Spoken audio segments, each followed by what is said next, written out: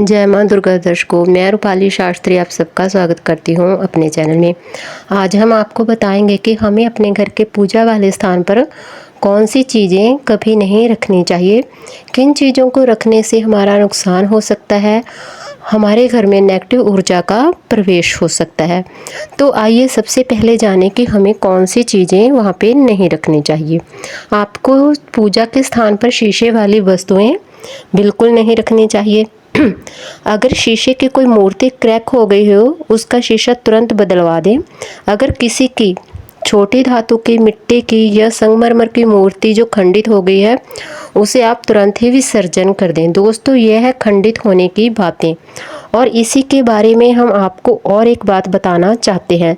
जब हम अपने स्थान पर संगमरमर की, मिट्टी की या धातु की कोई मूर्ति लगाते हैं, देवी देवता की मूर्ति लगाते हैं, तो 6 इंच से ज़्यादा ऊंचाई की नहीं होनी चाहिए। इससे बड़ी मूर्ति आपकी स्थापना में है, उसे वहाँ से अलग स्थान पर रखें। उसे अपने पूजा वाले स्थान पर बिल्कुल ना रखें, क्योंकि यह मूर्ति केवल और केवल मंदिर में स्थापना के लिए होती है।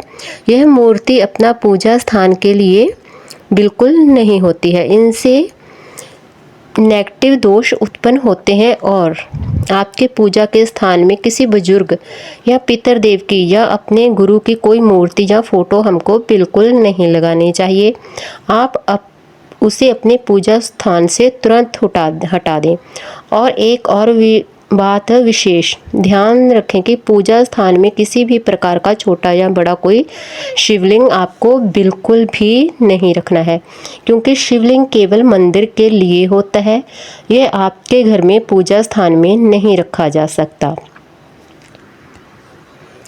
अगर आप अपने घर में श्री गणेश जी को रखना चाहते हैं, तो गणेश जी के साथ आपको अपने घर में सुपारी जरूर ही रखनी होगी, मतलब कि सुपारी के 2 जोड़े। गणेश जी की स्थापना वाले स्थान पर आपको सुपारी के 2 जोड़े मौली लपेटकर जरूर रखने होंगे, क्योंकि जहाँ पर भी गणेश जी एकत्रित होते हैं, वहाँ पे सभी देवी देवता हो जाते हैं। गणेश जी को अपने घर में बुलाकर हम सब कुछ मंगल ही मंगल करते हैं।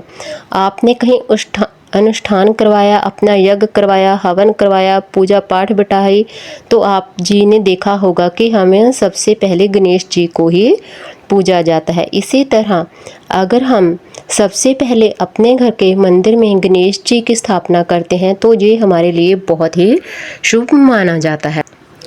इसीलिए हमें अपने घर में एक से ज़्यादा गणेश जी की फ़ोटो या मूर्ति बिल्कुल नहीं रखनी चाहिए। इससे हमारे घर में नेगेटिव शक्तियां हैं जो वो आने शुरू हो जाती हैं। अगर आपके घर में भी गणेश जी की एक से बढ़कर कोई मूर्ति या फ़ोटो या कुछ भी है, तो आप उसे तुरंत ही गणेश चौथ वाले दिन पूरी विधि विधान से विसर्जन जरूर कर दें। अगर आप गणेश जी की सही विधि से एक मूर्ति, एक फ़ोटो या एक प्रतिमा की ही पाठ पूजा करते हैं, तो सभी देव मिलकर आपसे प्रसन्न हो जाएंगे। आपके घर पर सभी देवी देवताओं का आशीर्वाद बना रहेगा। आपके घर में सुख सुविधा संपत्ति सब चीज़ का वास होगा। माँ लक्ष्मी का भी आपके घर में वास होगा। बस आपको ध्यान ये रखना है कि जब भी आप अपने घर में गणेश जी की कोई फ़ोटो, मूर्ति या प्रतिमा कुछ भी रखते हैं, तो उनके दाएं और बाएं ओर दोनों तरफ एक एक सुपारी मौली लपेटकर जरूर रखें, तब गणेश जी आपके घर में विराजमान होंगे। अगर आप सुपारी नहीं रखते हैं, तो गणेश जी आपके घर में कभी भी विराजमान नहीं हो सकते हैं।